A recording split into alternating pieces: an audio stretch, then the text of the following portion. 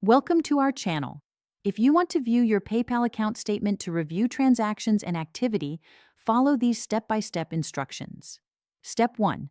Open your web browser and go to the PayPal website, or open the PayPal mobile app on your smartphone.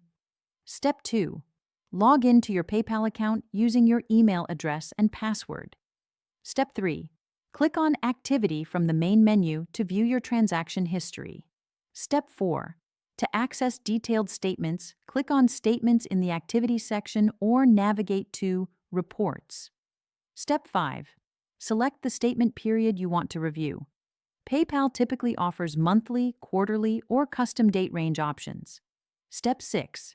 Click on Create Statement or Generate Report to produce a detailed statement for the selected period. Step 7. Review the statement details including all payments sent and received, fees charged, currency conversions, and your account balance. Step 8. Download the statement as a PDF or CSV file for your records, accounting, or tax purposes. You can also print it directly from your browser.